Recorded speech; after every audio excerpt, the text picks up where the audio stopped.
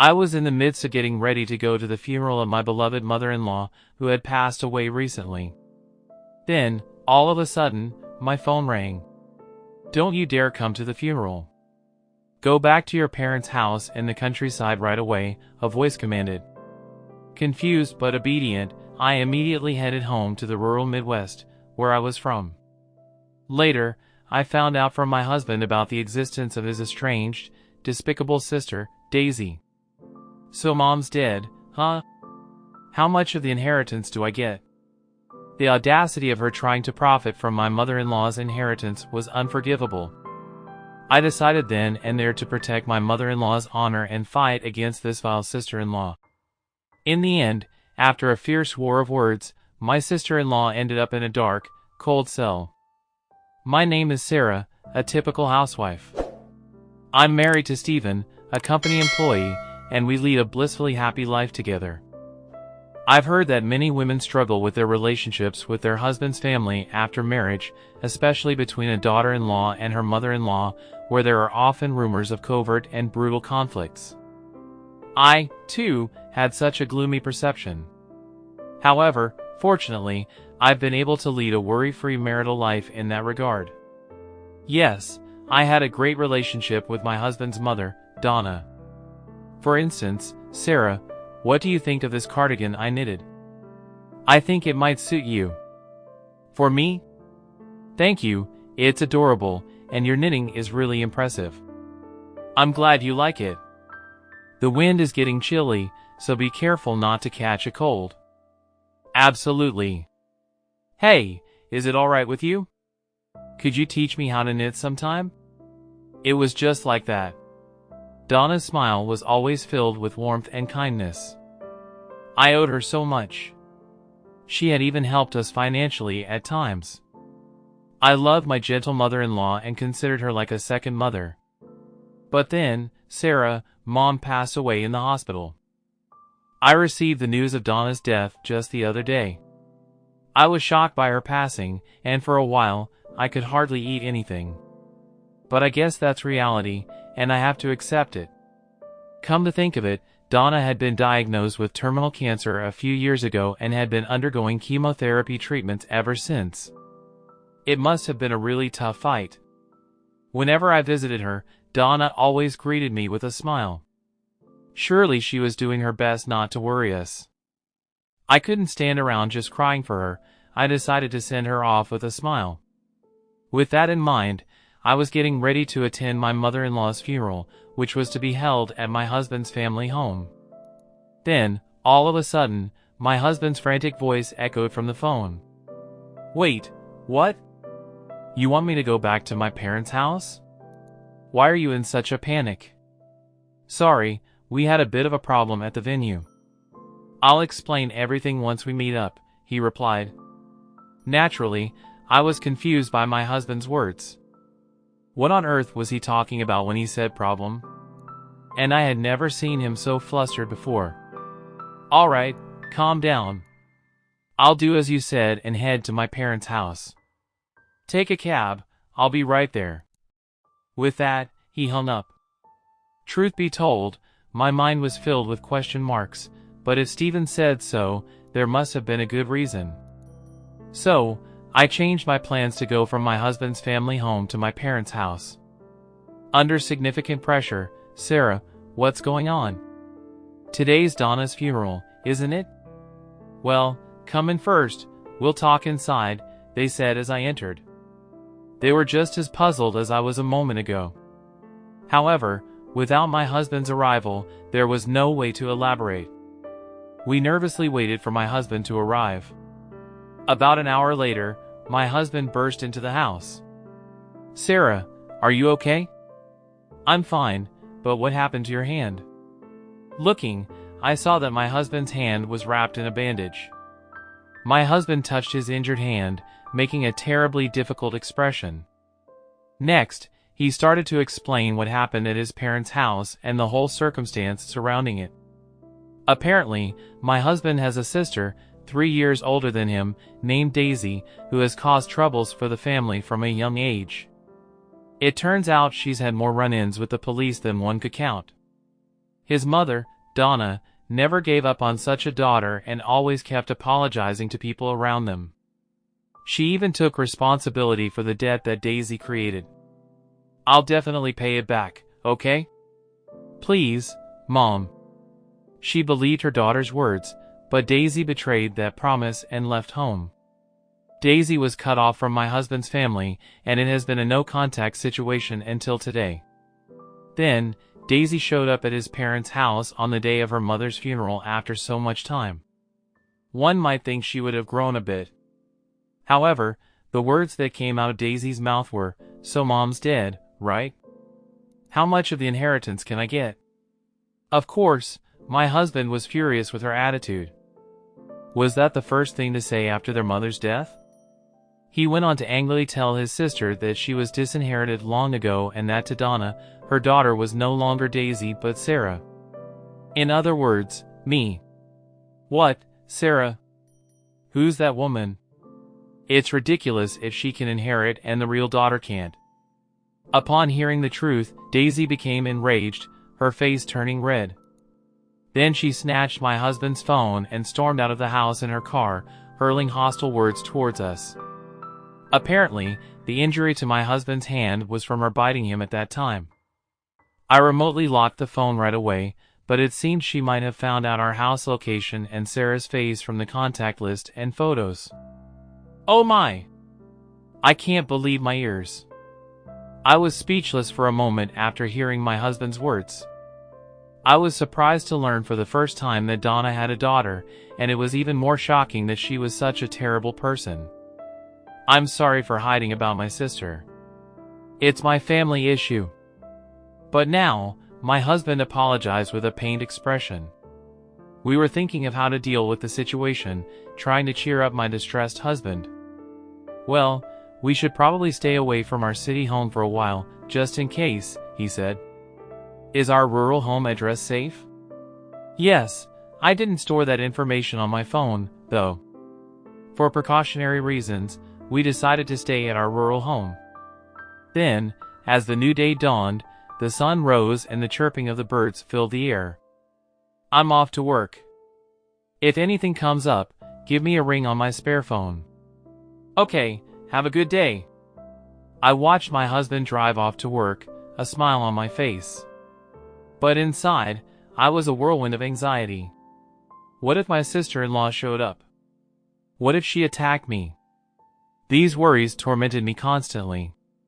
Whenever I closed my eyes, I saw Daisy's raging face at my husband's family home. But to my surprise, life at our rural home was peaceful. Day after day passed without incident, and time flowed tranquilly. The anxieties and tension that had bothered me were gradually subsiding, now barely a flicker. If only this issue with my sister-in-law could simply disappear. I started to think optimistically. That's when the situation changed. Excuse me, are the couple Stephen and Sarah at home? That day, a police officer from the local precinct came to our house. What's this about? I hesitantly asked, filled with a dreadful premonition. And it turned out to be spot on. Apparently, our city home had been burglarized. The police had just received the call from the scene. I contacted my husband to tell him what happened, and we rushed back to our home together. When we arrived, sure enough, the house had been ransacked, every drawer open as if a storm had swept through. Is there anything missing? The officer asks. Well, let's see, urged on. We checked the inside of our house under the supervision of a police officer. Our bank books and other valuables seemed safe for now. However, a few $100s that should have been in our dresser were gone. By the way, according to a neighborhood investigation, a suspicious woman had been spotted around here several times over the past few days. This woman was reportedly shouting in front of our house, yelling things like, "Come out and pay me back, Stephen."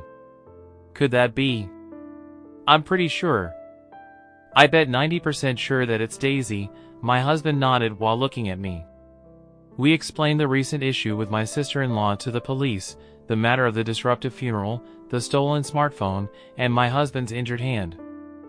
The police responded rather smoothly. It was probably because we had previously reported the smartphone incident to them. Afterward, we had to give a more detailed account at the police station and didn't get back to our rural home until it started to get dark. The burglar was caught soon afterward. As expected, the culprit was Daisy, my sister-in-law. According to the police, she was audacious enough to stay in a hotel near the crime scene after the burglary. She was supposedly taken into custody while nonchalantly receiving a massage from room service. Of course, she paid for all of this with the money she stole from our house. Even though she admitted to the crime, she denied the burglary. Although I didn't understand the details, it seemed that when the crime involved family, things weren't so straightforward. Anyway, we were called back to the police station again. Guided by the officer in charge, we were led into the room, and there sat a brunette woman, slouching in her chair. Suddenly, she blurted out indignantly, "Stephen, how could you do something like this to your own family? It's unbelievable." Daisy showed no remorse at all. In fact, she didn't even seem to think she had done anything wrong. She probably acted like this during the police interrogation too. According to her, she didn't enter the house with the intent to burglarize it. She claimed she had come to discuss inheritance matters, but since we were always away, she had no choice but to break the window and enter. Even the money she stole was only necessary for her to stay in a nearby location, so she said. In other words, it was all our fault. What a short-sighted and selfish way of thinking. To think that such a dangerous person harbored resentment against me. If I had bumped into her while I was alone, who knows what could have happened. The thought alone made me shudder. Meanwhile, my husband Stephen and my sister-in-law were engaged in a heated argument. "You've got some nerve showing up after all these years and pretending to be a part of the family. Give me back my phone, will you?" Fine, I'll give it back. You locked it right away, so I couldn't even use it properly. Just like you, huh? Besides, family is family, isn't it? Both Mom and I cut ties with you a long time ago. That means you have no business with her inheritance. All about that, leaving all her money to a stranger's daughter instead of her own? Was the old hag out of her mind or what? Please stop saying such disgraceful things. Before I knew it, I found myself shouting. I couldn't stand her disrespecting Donna. But Daisy shot back, glaring at me and sounding quite annoyed. You're that Christian woman, right? The one who stole the inheritance that was supposed to be mine? No, I didn't steal anything. I mean, what do you mean by that? Daisy started bearing down on me. I hate to admit it, but her intense stare had me frightened. I lost the words I was about to say. Daisy seemed to see right through me, starting and began to laugh, looking as if she had just won a victory. At that moment, the police officer sitting with us coughed lightly and stepped in. Let's all calm down, folks. It seems there's a lot going on, so why don't you have a family discussion first? He must have decided it was a family matter from our exchange. We can discuss the matter of the charges and everything else later, he said, bringing the situation under control. Later on, we set up a formal discussion at our in-laws' home in a living room covered with carpets. Donna's relatives gathered around a large table. In the midst of this tense atmosphere, it was Daisy who spoke first. If you give me my share of the inheritance, all the past rudeness will slide. You should be grateful to generous me. Daisy was still as arrogant as ever. While it was to be expected, there was no way someone who hadn't changed in over a decade would change in just a few days. Every time she opened her mouth, she kept insisting, give me the inheritance, drop the charges. Of course, we had no intention of meeting her demands. We've said it over and over, you are disinherited, so you can't receive any of Mom's inheritance. Well then, why don't you guys give me some money after you receive the inheritance? There's no way that absurd idea is going to fly, my husband said, visibly frustrated. I calmed my husband and then turned to her, doing my best to remain level-headed. Daisy, did you read all of Donna's will? There was a section about you too. I'm only interested in the part about the inheritance. The rest is probably just her grievances against me. No, Donna was concerned about you.